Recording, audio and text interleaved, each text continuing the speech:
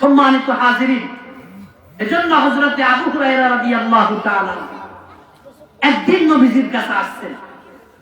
আবু হুরায়রা রাদিয়াল্লাহু তাআলা আনহুর মা এখনো অমুসলিম ছিলেন, অমুসলিম, মুসলমান হয় নাই। উনি একদিন নবী, এই মনোযোগ আছে আপনাদের, আল্লাহর পয়গম্বরের দরবার থেকে বাড়িতে গেছেন। বাড়িতে যাওয়ার পরে আবু হুরায়রা রাদিয়াল্লাহু তাআলা আনহুর মা বলে, কোথায় গেছো? বলে, আমি মুহাম্মদের দরবারে গেছি। আজ থেকে যদি আর মুহাম্মদের দরবারে যাও তো তোমার কপালে শনি আছে, তার মানে তোমার বিপদ আছে।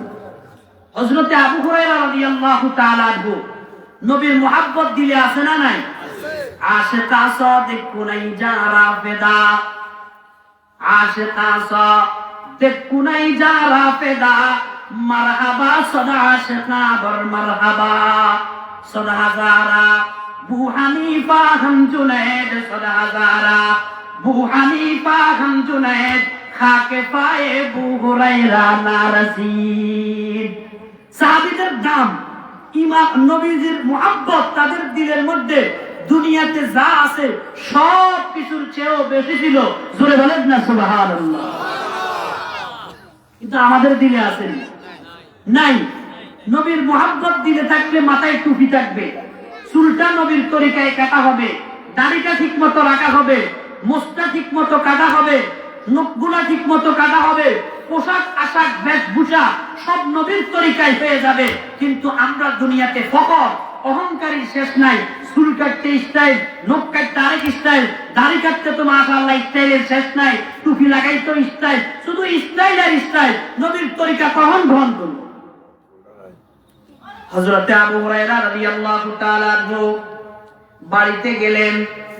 বাড়িতে আজকে যাওয়ার পরে ওনার মা ডাক দিয়া বলেন, আবু হুরায়রা, তুমি মুহাম্মদের দরবারে গেছো, আজ থেকে আমার ঘর তোমার জন্য চিরতরে নিষিদ্ধ হয়ে গেছে। আমার ঘরের ভিতরে তুমি আর ঢুকতে পারবে না। আমি তোমাকে ত্যায্য পুত্র করলাম। জীবনে আমি তোমার আর কোনোদিন ছেলে বলে ডাক দিব না। তুমি আমার বাড়ি থেকে বেরিয়ে যাও। এই ঘরের দরজা আছে আমি বন্ধ করেছি, দরজা তোমার জন্য খোলা হবে না। হে আবু হুরায়রা, চলে যাও। আমি জীবনে আর তোমাকে ঘরে জায়গা দিব না।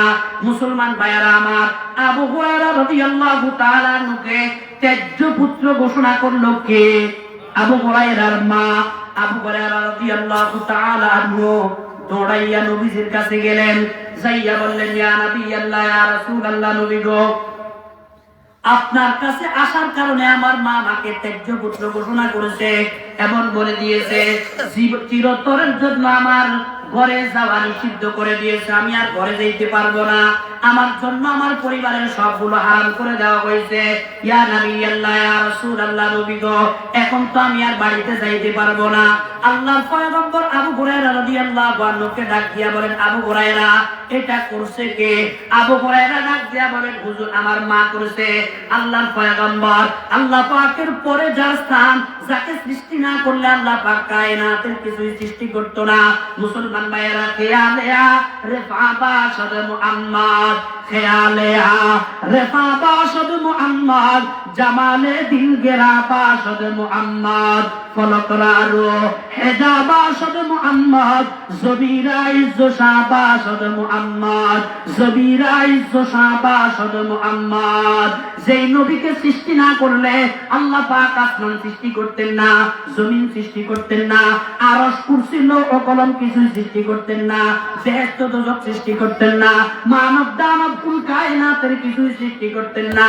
সেই মুহাম্মদুর রাসূলুল্লাহ সাল্লাল্লাহু আলাইহি ওয়াসাল্লাম আবু হুরায়রাকে ডাক দিয়ে বলেন, আবু হুরায়রা, তোমার মা তোমাকে ঘর থেকে বের করে দিয়েছে। এই ব্যাপারে আমি মুহাম্মদ তোমার মায়ের উপরে কলম চালানোর মতো অধিকার আমার নাই। জোরে বলেন না সুবহানাল্লাহ। দয়াল নবী মায়ের কি পরিমাণ সম্মান দিলেন! যাকে সৃষ্টি না করলে আল্লাহ কিছুই সৃষ্টি করতেন না। সেই মুহাম্মদুর রাসূলুল্লাহ বলেন, আবু হুরায়রা রে, তোমারে ঘর থেকে বের করে দিয়েছে, আমার কিছু করার নাই। মুসলমান ভাইয়েরা আমার, আবু হুরায়রা ডাক দিয়া বলে, ইয়া নবী আল্লাহ, ইয়া রাসূলুল্লাহ, মায়ের বিরুদ্ধে অভিযোগ করার জন্য আপনার কাছে আসি নাই, আপনার কাছে আসছি এই কারণে আপনি একটু আমার মায়ের জন্য দোয়া করবেন। আল্লাহ পাক যেন আমার মাটাকে হেদায়েত দিয়া দেয়, আল্লাহ পাক যেন ইসলামের জন্য আমার মাকে কবুল করে নেয়, এটার জন্য আপনার কাছে আসছি, অভিযোগ দেওয়ার জন্য আসি নাই। আল্লাহর হাবিব এবার হাত উঠাইছে, জোরে বলেন না সুবহানাল্লাহ। আল্লাহর হাবিব হাত উঠাইয়া মালিককে ডাক দিয়া বলেন, আল্লাহুম্মা হাদি উম্মা আবি হুরায়রা। আল্লাহ পাক রব্বুল আলামিনকে ডাক দিয়া বলেন, ইয়া আল্লাহ, আমি আপনার কাছে আবেদন করতে আছি, আপনি আবু হুরায়রার মাকে হেদায়েত দিয়া ইসলামের জন্য কবুল করে নেন। মুসলমান ভাইয়েরা, দোয়াটা করছেন কে? দোয়া করেছেন কে? মুহাম্মদুর রাসূলুল্লাহ। এই দোয়াটাকে কবুল করেছেন কে? আবু হুরায়রা দেখলেন নবীজি হাত উঠাইছে, আর দাঁড়ায় নাই। আবু হুরায়রা দিলেন বাড়ির দিকে দৌড়। মুসলমান ভাইয়েরা, কিতাবের মধ্যে লেখছে আবু হুরায়রা রাদিয়াল্লাহু তাআলা বাড়ির দিকে যাইতেছে আর চিন্তা করে, নবীর দোয়া আজকে কি তাড়াতাড়ি কবুল হয় কিনা আমি একটু দেখব। এই কথা চিন্তা করে বাড়ির দিকে রওনা করলেন। এই দিক দিয়ে হযরত আবু হুরায়রা রাদিয়াল্লাহু তাআলা আনহুর মা গোসল গায়ে সবগুলা সেরে আল্লাহু আকবার উন্নত মানের কাপড় পরিধান করে, নামাজের কাপড় পরিধান করে বসে রইলেন আবু হুরায়রার অপেক্ষায়। যেই মাত্র আবু হুরায়রা ঘরের দরজার মধ্যে কড়া নাড়লেন, আবু হুরায়রার মা ডাক দিয়া বলেন, আবু হুরায়রা, আমার ঘরের মধ্যে তুমি এসে যাও এবং তাড়াতাড়ি করে আমাকে মুহাম্মদুর রাসূলুল্লাহ সাল্লাল্লাহু আলাইহি ওয়াসাল্লামের দরবারে উপস্থিত করো, আমি কালিমা পড়ে মুসলমান হয়ে যাব। আইলে কায়ে তু জবাবে হর সুয়াল, আইলে কায়ে তু জবাবে হর সুয়াল, মুশকিল তো হল শাওয়াদ বেকিলকাল।